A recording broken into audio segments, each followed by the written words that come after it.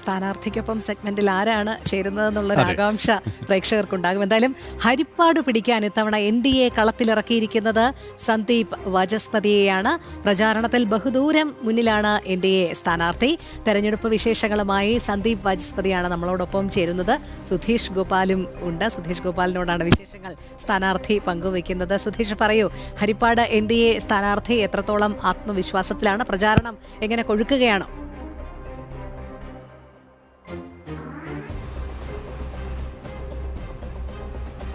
Tony, ശക്തമായ ത്രികോണ മത്സരം നടക്കുന്ന ഹരിപ്പാട് നിയോജക മണ്ഡലത്തിൽ സാധ്യമാണ് എന്ന ഒരു വാക്കുകൊണ്ട് തന്നെ NDA സ്നേഹിക്കുന്നവരോടും അതോടൊപ്പം ഒരു മാറ്റം ആഗ്രഹിക്കുന്നവർക്കെല്ലാം വലിയ ഒരു പ്രതീക്ഷയും ആത്മവിശ്വാസവും നൽകിക്കൊണ്ടാണ് സന്ദീപ് വാചസ്പതിയുടെ പ്രചരണം മുന്നോട്ട് പോകുന്നത്. ഇപ്പോൾ ഓരോ പഞ്ചായത്തുകളിലുമുള്ള പര്യടനങ്ങളും മറ്റുമാണ് ഓരോ ദിവസവും പുരോഗമിക്കുന്നത്. അതോടൊപ്പം തന്നെ ഓരോ പ്രവർത്തകർക്കിടയിലും വലിയ ഒരു സ്വീകാര്യത ഇതിനോടകം സന്ദീപ് വാചസ്പതിക്ക് നേടാനും സാധിച്ചിട്ടുണ്ട്. വലിയ ചിട്ടയാർന്ന വലിയ ഒരു പ്രചരണ പരിപാടികൾ തന്നെയാണ് ഇവിടെ നടക്കുന്നത്. നമുക്കിപ്പോൾ സന്ദീപിനോട് തന്നെ ചോദിക്കാം, ഈ സാധ്യമാണ് എന്ന ഒരു വാക്ക്, അത് ജനങ്ങൾ നൽകിയിട്ടുള്ള ഒരു ആത്മവിശ്വാസം ചെറുതല്ല. അത് സാധ്യമാകുമോ ഇത്തവണ? തീർച്ചയായിട്ടും. കാരണം ഇവിടെ സാധ്യമാകില്ല എന്നായിരുന്നു ഇത്ര കാലവും പലരും കരുതിയിരുന്നത്. കാരണം അവർ ഇങ്ങനെ വാഗ്ദാന ലംഘനം നടത്തുന്ന ആൾക്കാരെ മാത്രമാണ് കണ്ടത്. അതുകൊണ്ട് ഇത്തവണ ഒരു മാറ്റം സാധ്യമാണ് എന്നതാണ് നമ്മൾ ജനങ്ങളുടെ മുൻപാകെ വെച്ച ഒരു മുദ്രാവാക്യം. അത് ജനങ്ങൾ രണ്ട് കൈയും നീട്ടി സ്വീകരിച്ചിട്ടുണ്ട്. അതിൻ്റെ ഒരു പ്രതിഫലനം നമ്മൾ ചെല്ലുന്ന ഓരോ സ്വീകരണ പരിപാടിയിലും കാണാൻ സാധിക്കുന്നുണ്ട്. അപ്പോൾ രാത്രി, ഇപ്പോൾ ഇന്നലെ ഞങ്ങളുടെ സ്വീകരണ പരിപാടി അവസാനിക്കുമ്പോൾ ഏകദേശം 11 മണിയായി. ആ 11 മണി വരെയും റോഡിൻ്റെ ഇരുവശങ്ങളിലും ആൾക്കാർ, അമ്മമാരടക്കം കാത്തു നിൽക്കുന്നുണ്ട് നമ്മളെ കാണാൻ. അതോടൊപ്പം തന്നെ നമ്മളുടെ സ്വീകരണ പരിപാടി കടന്നു പോകുമ്പോൾ നമ്മൾ നിശ്ചയിക്കാത്ത സ്ഥലങ്ങളിൽ ആൾക്കാർ വാഹനം തടഞ്ഞു നിർത്തി നമ്മളെ സ്വീകരിക്കുന്ന അനുഭവങ്ങളുണ്ട്. അപ്പോൾ അങ്ങനെ വലിയൊരു അന്തരീക്ഷം നമ്മളുടെ ഇവിടെ തീർച്ചയായിട്ടും ഉണ്ട്. അതോടൊപ്പം തന്നെ ചെന്നിത്തലയായിരുന്നു ഇവിടുത്തെ MLA കഴിഞ്ഞ 15 വർഷമായിട്ട്. അപ്പം വലിയ വിപ്ലവകരമായ വികസനം നടത്തി എന്നൊക്കെ പറയുന്നെങ്കിലും ഇപ്പോൾ ഈ പ്രചരണവുമായി മുന്നോട്ട് ചെല്ലുമ്പോൾ ഓരോയിടത്തും വലിയ വികസന പ്രശ്നങ്ങൾ തന്നെയല്ലേ നമുക്ക് കാണാൻ സാധിക്കുന്നു? സത്യത്തിൽ ഇവിടുത്തെ ഹരിപ്പാട്ടെ വികസനം എന്നുള്ളത് വെറും നീർക്കുമ്പളയാണെന്ന് മനസ്സിലാകുന്നത് ഹരിപ്പാടിൻ്റെ ഗ്രാമങ്ങളിലേക്ക് ഇറങ്ങുമ്പോൾ. അത് നഗരത്തിലും അത് തന്നെ.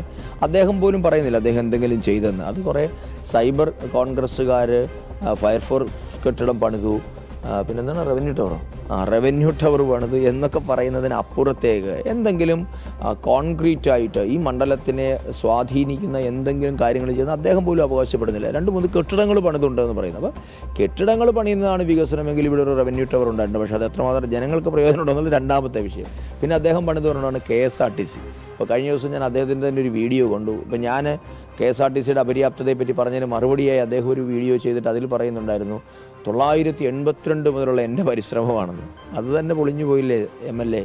82 മുതൽ എത്ര വർഷമായി? 40 വർഷമോ 44 വർഷമോ വേണോ ഒരു KSRTC ബസ് സ്റ്റാൻഡ് ഇവിടെ പണിത് കൊണ്ടുവരാൻ? 7 മണി കഴിഞ്ഞാൽ ബസ്സില്ലെന്നുള്ള 7 മണി കഴിഞ്ഞാൽ ബസ്സില്ലെന്നും അതിന് മനുഷ്യനാരെങ്കിലും അവിടെ കയറിയിട്ട് വേണ്ടേ ബസ്സിൻ്റെ പ്രയോജനം? മനുഷ്യർക്കോട് ഉപയോഗിക്കാൻ പറ്റില്ലെന്നേ.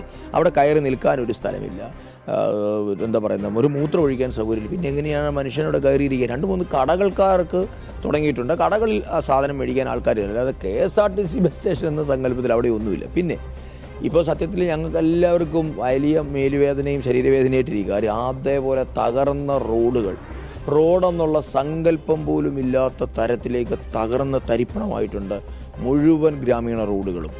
അത് ഉണ്ടായിട്ടില്ല. കുടിവെള്ളമില്ല.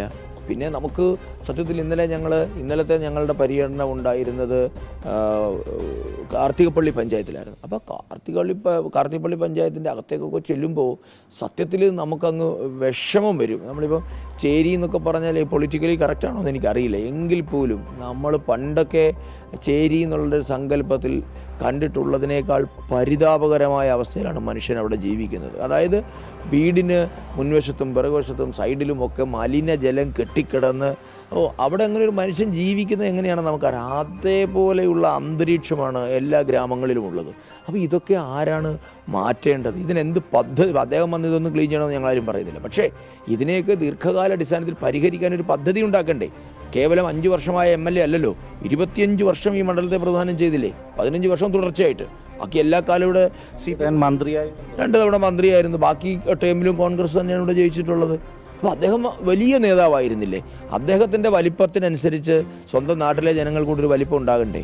അദ്ദേഹത്തിന് വലിപ്പമുണ്ട്, പക്ഷേ നാട്ടിലെ ജനങ്ങൾ വളരെ ചെറുതായിപ്പോയി, അവരുടെ സൗകര്യങ്ങൾ ചെറുതായിപ്പോയി, അവരെ മനുഷ്യനോ എന്ന പോലെ പോലും പരിഗണിക്കുന്നില്ല എന്നതാണ് ഒരു ഇഷ്യൂ. അതുപോലെ പരിതാപകരമായ അവസ്ഥയിൽ ആറാട്ടുപുഴ, തൃക്കുന്നപ്പുഴ തീരദേശ ഗ്രാമങ്ങൾ, അവിടെ കടലും കായലൂടെ ഒന്നാവുന്ന ഒരു സാഹചര്യം പോലും നിലനിൽക്കുന്നു. അത് മൊത്തം ആവാസ വ്യവസ്ഥ കുട്ടനാടിനെ അടക്കം തകർക്കുന്ന ഒരു സാഹചര്യം. ഇതിനൊന്നും ഒരു ഗൗരവം കൊടുക്കാത്തത്, അതിനൊക്കെ ഒരു പരിഹാരം ഉണ്ടാവുമോ സന്ദീപ് വിജയിച്ചു കഴിഞ്ഞാൽ?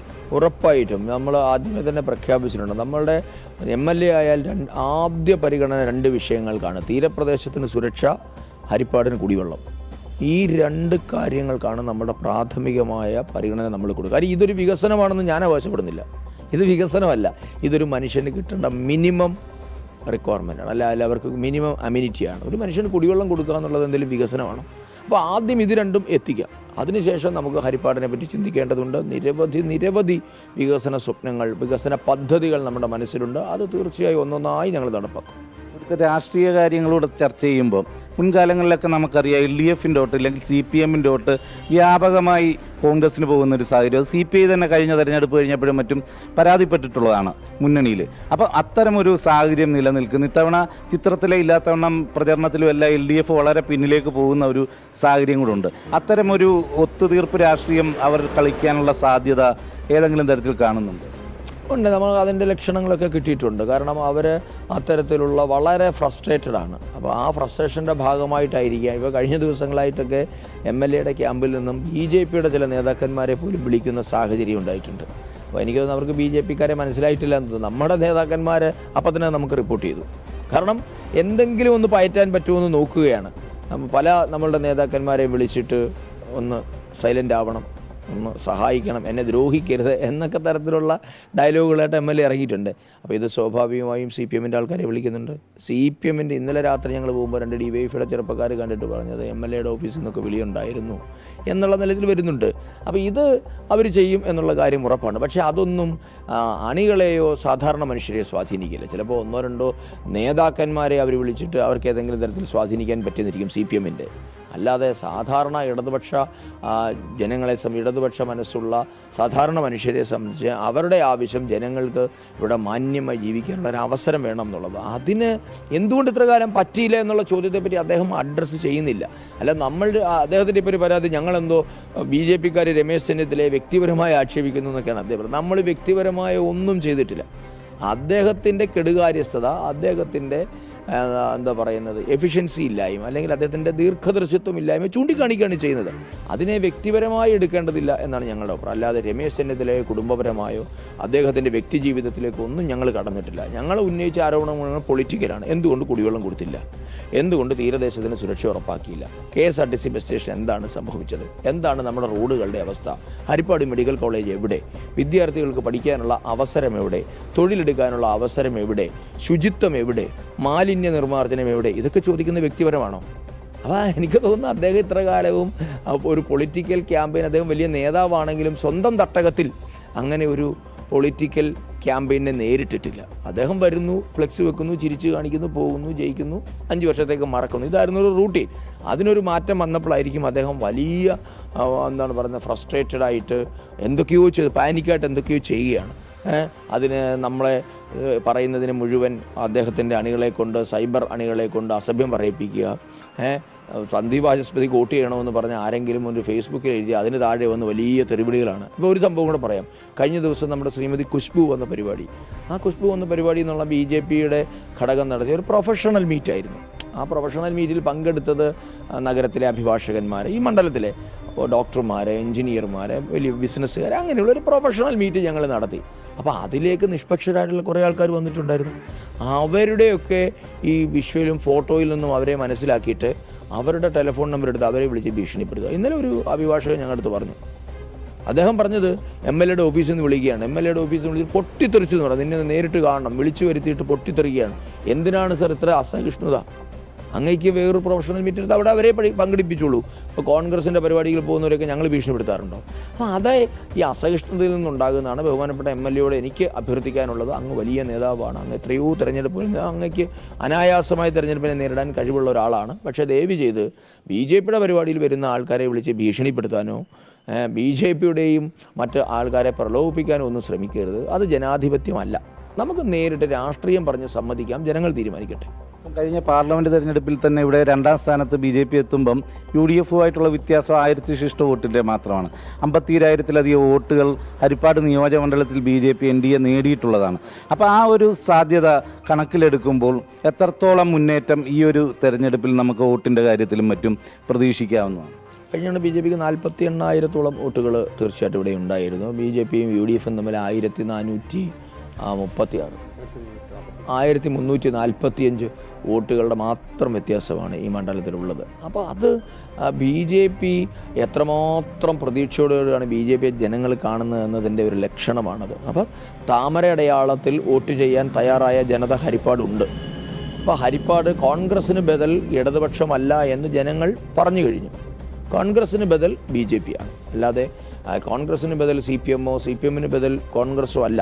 ഇപ്പോൾ യഥാർത്ഥ ബദൽ ഭാരതീയ ജനതാ പാർട്ടിയാണ് എന്ന് ജനങ്ങൾ അംഗീകരിച്ചിട്ടുണ്ട്. ഞാൻ മനസ്സിലാക്കുന്ന കേരളത്തിൽ തന്നെ UDF-ഉമായി നമ്മൾ നേർക്കുനേർ ഫൈറ്റ് ചെയ്യുന്ന അപൂർവ മണ്ഡലങ്ങളിലാണ് BJP രണ്ടാം സ്ഥാനത്തുള്ളത്. അപ്പോൾ മഞ്ചേശ്വരവും പാലക്കാട് കഴിഞ്ഞാൽ ഹരിപ്പാടാണ് കോൺഗ്രസ് വേഴ്സസ് BJP മത്സരം നടക്കുന്നത്. അപ്പോൾ കോൺഗ്രസ്സിന് ബദൽ CPM ആണെന്നുള്ള പരമ്പരാഗത സങ്കല്പം ഇവിടെ മാറിയിരിക്കുന്നു. അപ്പോൾ സ്വാഭാവികമായും ഞങ്ങൾ ഒരു ഓൾട്ടർനേറ്റ് എന്ന നിലയിലേക്ക് വന്നിട്ടുണ്ട്. അതിൻ്റെ ഒരു നേട്ടം ഈ തെരഞ്ഞെടുപ്പുണ്ട്. ചോദ്യമുണ്ട്. ഇപ്പം ഇന്നലെ പിണറായി വിജയൻ ആലപ്പുഴ ജില്ലയിലുണ്ടായിരുന്നു. ഹരിപ്പാട്ടായിരുന്നു താമസമടക്കം, വാർത്താ സമ്മേളനം അടക്കം. പക്ഷേ പൊതുപരിപാടിയിൽ ചെന്നിത്തലയ്ക്കെതിരെ പറയാൻ ഹരിപ്പാട്ട് പ്രചരണത്തിന് പിണറായി തയ്യാറായില്ല. ഇതും ഒരു അഡ്ജസ്റ്റ്മെൻറ്റ് രാഷ്ട്രീയത്തിൻ്റെ തെളിവല്ലേ? എന്ത് പറയാൻ പറ്റും ശ്രീ പിണറായി വിജയന് രമേശ് ചെന്നിത്തലയ്ക്കെതിരെ? അവർ തമ്മിൽ എത്രയോ കൊടുക്കൽ വാങ്ങലുകൾ നടത്തിയിരിക്കുന്നു. TP ചന്ദ്രശേഖരൻ വധക്കേസിൽ നമ്മളത് കണ്ടു. കൃഷ്ണപിള്ള സ്മാരകം കത്തിക്കുന്ന കേസിൽ അത് കണ്ടു. ഇപ്പോൾ എത്രയോ കേസുകളിൽ, ഈവൻ ലാവ്ലിൻ കേസുകൾ, അപ്പോൾ അടക്കം നിരവധി കേസുകളിൽ ഇടതുപക്ഷവുമായി അഡ്ജസ്റ്റ്മെൻറ്റ് ഉണ്ടാക്കിയിട്ടുണ്ട്. കോൺഗ്രസുമായി പിണറായി വിജയൻ അഡ്ജസ്റ്റ്മെൻറ്റ് ഉണ്ടാക്കിയിട്ടുണ്ട്. അപ്പോൾ രമേശ് ചെന്നിത്തല ഏതെങ്കിലും തരത്തിൽ നോവിപ്പിച്ചു വിട്ടാൽ അദ്ദേഹം വല്ലതും വിളിച്ചു പറയുമോ എന്നുള്ള ഭയം നമ്മുടെ പിണറായി വിജയൻ ഉണ്ടാകാം. അതുകൊണ്ടായിരിക്കും അദ്ദേഹം ചെയ്യാതിരുന്നത്.